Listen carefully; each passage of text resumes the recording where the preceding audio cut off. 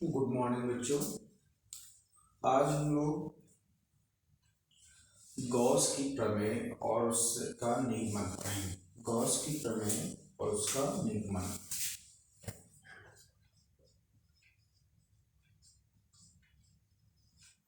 Gauss की प्रमेय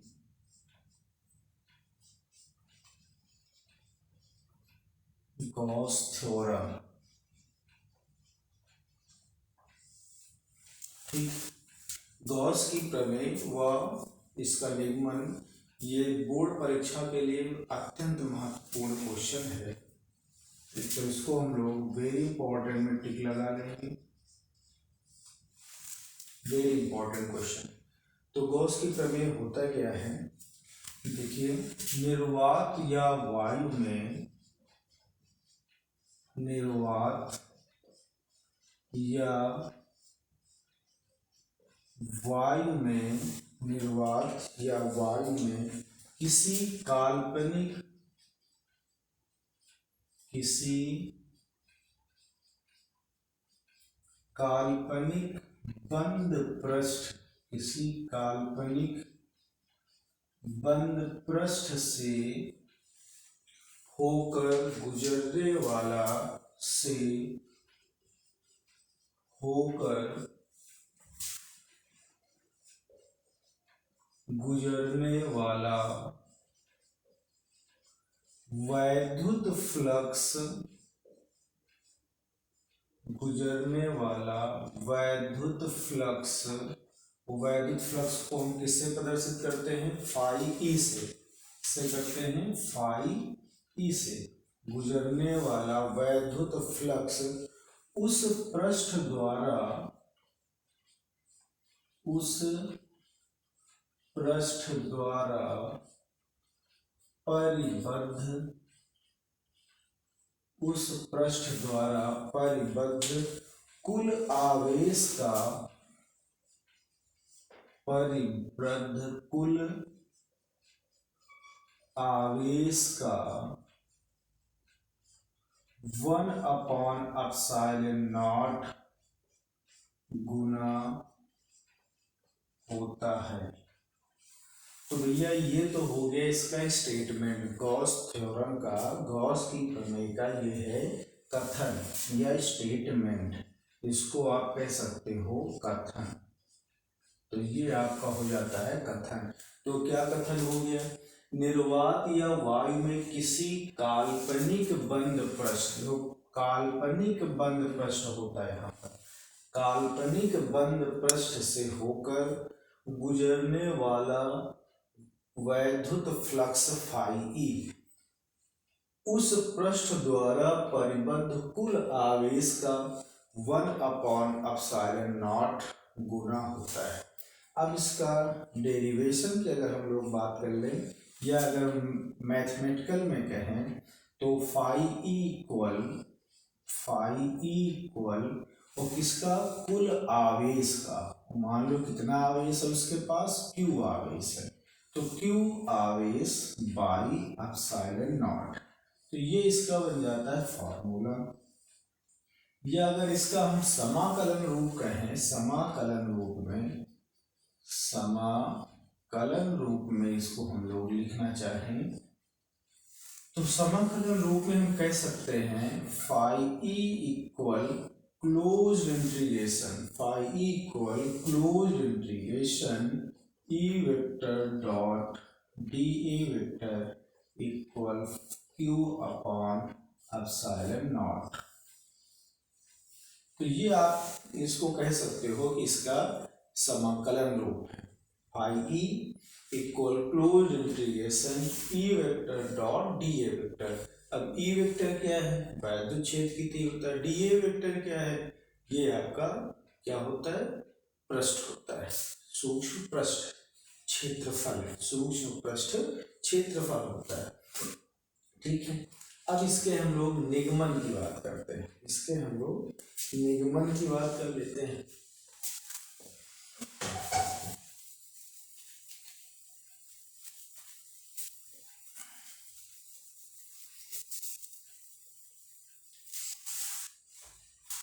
derivation of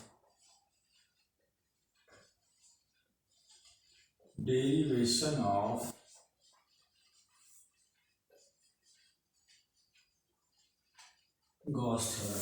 question आपसे कहता है इस गॉस प्रमेय की कथन और उसको सिद्ध कीजिए। गॉस प्रमेय का कथन लिखिए और उसको सिद्ध कीजिए। तो कथन हो गया और अब ये इसका है सिद्ध कैसे करेंगे। तो क्या करते हैं इसके लिए, बहुत सिंपल काम करना है भाई। तो इसका एक हम आवेश मान लेते हैं। निर्वात या वायु में एक कोई बिंदु है O और इस पर एक कोई +Q आवेश रखा हुआ है। निर्वात या वायु में कोई एक बिंदु है O और इस पर एक +Q आवेश रखा गया है। इस आवेश से माना r दूरी पर एक बिंदु P है। इससे r दूरी पर माना एक बिंदु P है जिस पर हमें वैद्युत फ्लक्स का मान ज्ञात करना है। अब इसको एक त्रिज्या मानकर इसका एक बंद पृष्ठ बना लेते हैं। इसको क्या किया, एक त्रिज्या मानकर, r को एक त्रिज्या मानकर एक हमने क्या किया, बंद पृष्ठ बना लिया। और इसी का क्षेत्रफल हमने मान लिया कितना है, a है। इसका क्षेत्रफल हमने कहा a है। अब यही जो बंद पृष्ठ है तो ये काल्पनिक बंद पृष्ठ है और इसी काल्पनिक बंद पृष्ठ को गॉसियन पृष्ठ कहते हैं। इसको हम लोग कौन सा पृष्ठ कहते हैं, गॉसियन पृष्ठ कहते हैं। इसी को हम लोग क्या कहते हैं, गॉसियन पृष्ठ कहते हैं। अब हमको बिंदु P पर वैद्युत फ्लक्स का मान बताना है। तो वैद्युत फ्लक्स के लिए हम क्या कर सकते हैं, इस बिंदु P पर, ये बिंदु P है तो इस पर अगर हम लोग इसका क्षेत्रफल वेक्टर ले लें तो क्षेत्रफल वेक्टर dA मान लेते हैं। सूक्ष्म क्षेत्रफल वेक्टर क्या है, dA है। अब ये dA की दिशा कहाँ होगी, क्षेत्रफल वेक्टर यानी क्षेत्रफल सदिश की दिशा हमेशा पृष्ठ से लंबवत होती है, पृष्ठ के लंबवत होती है। तो बाहर की तरफ बना देंगे, पृष्ठ के लंबवत होगी। अगर हम इस पे वैद्युत क्षेत्र की तीव्रता को दर्शाना चाहें तो वैद्युत क्षेत्र की तीव्रता ये भी पृष्ठ से, अगर +Q आवेश से, +Q आवेश है तो इससे हमेशा बाहर की ओर होगी। अगर -Q आवेश है तो -Q आवेश की ओर होती इसकी दिशा। तो ये हम यहाँ कह सकते हैं कि ये E वेक्टर है। अब हम ये कहें, देख रहे हैं कि DA और E के बीच, DA और E के बीच कोई कोण नहीं बन रहा, तो हम कह सकते हैं थीटा इक्वल कितना हो जाएगा, 0 डिग्री हो जाएगा। थीटा इक्वल कितना हो जाएगा, 0। भाई जब कहीं पर इनका कोई संपर्क ही नहीं है तो E और DA के बीच कोण 0 होगा। अब इसका हम डेरिवेशन अगर स्टार्ट करें तो हम कह सकते हैं गोली बंद कोश, गोलीय बंद कोश, गोलीय बंद कोश से संबद्ध, गोलीय बंद कोश से संबद्ध कुल वैद्युत फ्लक्स, कुल वैद्युत फ्लक्स। अब अगर हम इसका कुल वैद्युत फ्लक्स निकाल लें तो कुल वैद्युत flux phi E equal closed integration E vector dot DA vector. ये फॉर्मूला आपने वैद्युत फ्लक्स में पढ़ रखा है। Phi E equal closed integration E vector dot DA vector. Dot हटाओगे, ये डॉट लगा है, कॉस थीटा आ जाएगा। तो ये हो गया closed integration EDA cos theta हो जाता है। अब चाहो तो थीटा का मान यहाँ से रख दो, थीटा का मान 0 डिग्री यहाँ रख दो, तो ये बन जाएगा closed integration EDA cos 0 degree. और cos 0 डिग्री की वैल्यू सबको पता है, EDA cos 0 की वैल्यू हो जाती है 1, cos 0 डिग्री की वैल्यू 1। तो ये बन गया आपका क्लोज्ड इंटीग्रेशन EDA। अब E का भी मान हम लोगों को पता है, E इक्वल होता है 1/4πε0 Q/r²। 1/4π तो यहाँ लिख सकते हैं close integration 1/4πε0 Q/r² into dA। अब यहाँ से हम जो इंटीग्रेशन में हम लोग उस क्वांटिटी को रखते हैं जो वेरिएबल हो और कांस्टेंट को बाहर कर लेते हैं। तो यहाँ से कांस्टेंट को बाहर कर लेंगे तो Q/4πε0 close integration of dA/r² हो जाता है। ये बराबर किसके चल रहा, फाई ई के बराबर। तो इसका डेरिवेशन बहुत आसान है, बहुत कठिन नहीं है। अब यहाँ से जो dA/r² है इसको आपने पढ़ा हो तो इसको कहते हैं घन कोण, सॉलिड एंगल, और इसको हम लोग प्रदर्शित कैसे करते हैं d ओमेगा से। तो हम कह सकते हैं कि phi E equal Q/4πε0 close integration d omega. भाई यही क्या चीज है, यही घन कोण है, इसी को हम लोग घन कोण कहते हैं। d ओमेगा इक्वल होता है dA/r²। या यही क्या है, यही घन कोण है, घन कोण की परिभाषा आपको पता है। तो अब ये जो डी ओ ये हो जाता है तो इतने पूरे की वैल्यू होती है 4π। तो हम इसको लिखेंगे phi equal Q/4πε0 into 4π close integration D omega equal 4π हो जाता है। ये 4π से देखो 4π कैंसिल हो जाएगा तो फाई इक्वल कितना आ गया Q/ε0। और यही तो सिद्ध करना था हमको, यही तो गॉस थ्योरम होता है, हो जाता है यही गॉस थ्योरम है। ठीक, तो इसको मिटा देते हैं, नोट कर लीजिए।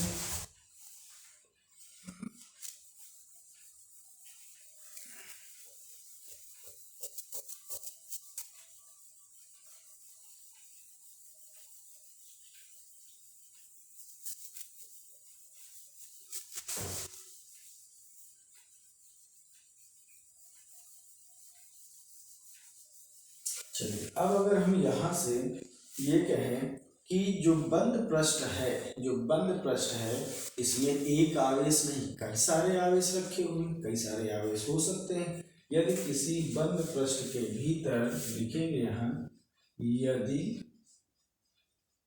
किसी बंद पृष्ठ के भीतर, यदि किसी बंद पृष्ठ के भीतर अनेक बिंदु आवेश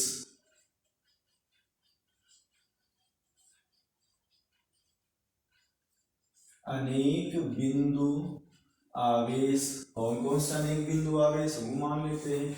मान लो Q1 है, Q2 है, Q3 है, माइनस का Q4 है, माइनस का Q5 है।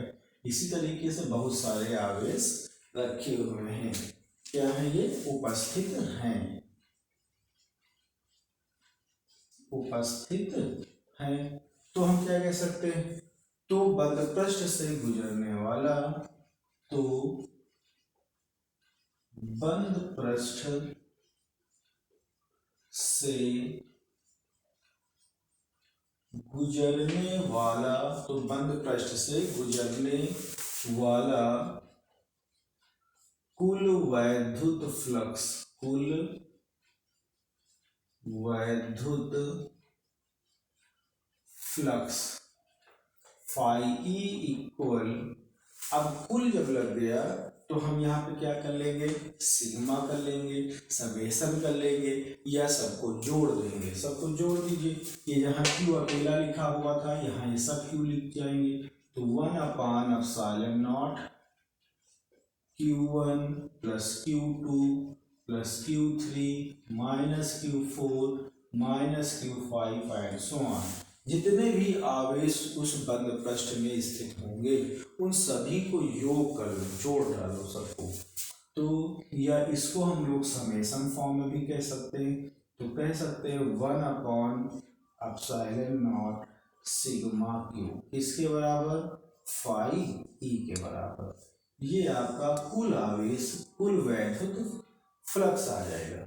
ठीक है, तो इस तरह से। अच्छा, इसमें जो एक बात आ रही थी काल्पनिक बंद पृष्ठ, इसमें जो एक बात आ रही थी काल्पनिक बंद पृष्ठ, तो हमने कहा उसी काल्पनिक बंद पृष्ठ को भैया गॉसियन पृष्ठ कहते हैं। तो इसकी भी अगर हम चाहे परिभाषा लिख सकते हैं, देखो गॉसियन पृष्ठ, गॉसियन पृष्ठ।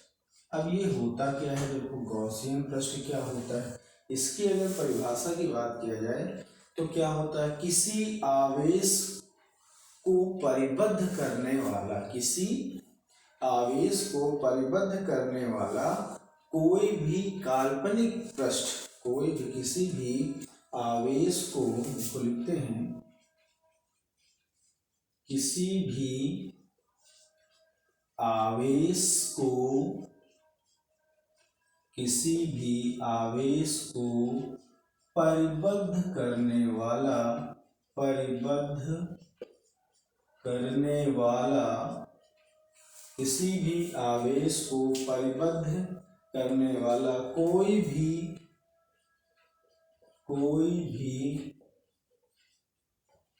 काल्पनिक, काल्पनिक होता है भाई, कोई भी काल्पनिक बंद पृष्ठ, काल्पनिक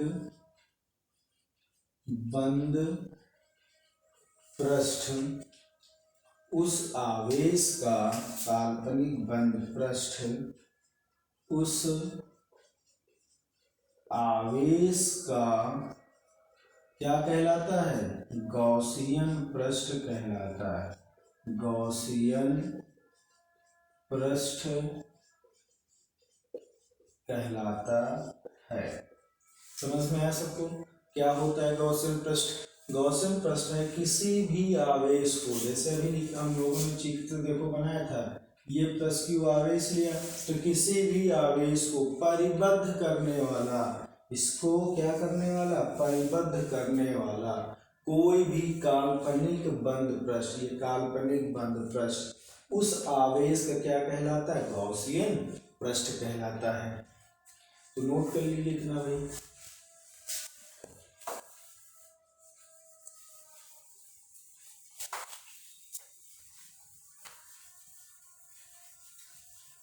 अब इसी में अगर हम लोग पढ़ लें, देखो इसके बाद हमको पढ़ना होता है गॉस प्रमेय के अनुप्रयोग। अनुप्रयोग पढ़ने से पहले उसमें कुछ शब्द का की जरूरत पड़ती है, जैसे रेखीय आवेश घनत्व, पृष्ठ आवेश घनत्व क्या है, तो हम उनकी बात कर लेते हैं इसी में। तो एक हम लोग बात करेंगे आवेश का रेखीय घनत्व, आवेश का रेखीय घनत्व, आवेश का रेखीय घनत्व, लीनियर चार्ज डेंसिटी, इंग्लिश में कहेंगे इसको लीनियर चार्ज डेंसिटी। अब लीनियर चार्ज डेंसिटी क्या है, देखो लीनियर चार्ज डेंसिटी, तो लीनियर चार्ज डेंसिटी को हम लोग भैया लैम्डा से लिखा करते हैं, और लैम्डा इक्वल होता है क्यू बाई एल। लैम्डा से लिखते हैं, लैम्डा इक्वल क्या होता है, क्यू बाई एल होता है। देखो कैसे इसको कैसे प्रदर्शित करते हैं हम लोग, रेखीय आवेश घनत्व को, आवेश का रेखीय घनत्व लैम्डा से, और लैम्डा इक्वल क्या होता है, क्यू बाई एल। तो क्या बोलोगे, प्रति एकांक लंबाई पर, प्रति एकांक लंबाई पर उपस्थित आवेश को, प्रति एकांक लंबाई में उपस्थित आवेश को क्या कहते हैं, आवेश का रेखीय घनत्व कहते हैं। तो लिखो इसकी परिभाषा, लिखो इसकी भाई परिभाषा देखो, लिखते हैं हम लोग क्या कहोगे, प्रति एकांक, प्रति एकांक लंबाई, प्रति एकांक लंबाई में उपस्थित आवेश की मात्रा को, आवेश की मात्रा को क्या कहते हैं? आवेश का रेखीय घनत्व कहते हैं। आवेश का रेखीय घनत्व कहते हैं। आवेश क्या कहते हैं? रेखीय आवेश घनत्व कहते हैं। इसे लैम्डा से प्रदर्शित किया जाता है। तो lambda equal Q upon L. इसे किससे प्रदर्शित करते हैं? लैम्डा से। तो लैम्डा इक्वल क्या आ गया? क्यू अपॉन एल आ गया। क्यू आवेश है, एल लंबाई है। अब अगर इसके मात्रक की हम लोग बात कर लें, इसके मात्रक की बात करें तो देखो मात्रक क्यू का मात्रक कूलॉम। क्यू का मात्रक कूलॉम होता है। तो कूलॉम पर मीटर इसका हो जाएगा भैया मात्रक। इसका एसआई मात्रक कूलॉम पर मीटर। विमा की बात कर लो इसी समय। अगर इसके हम विमा की बात कर लें तो विमा क्या हो? क्यू का विमा, क्यू की विमा क्या होती? 80। क्यू की विमा क्या होती? 80 और बाई एल, एल ऊपर लेके जाओ तो एल माइनस 1। तो इसको हम लिख सकते हैं एल माइनस 1 80। इसकी क्या है? विमा है। अब इसी समय हम लोग आवेश का पृष्ठ घनत्व की भी बात कर लेंगे। तो आवेश का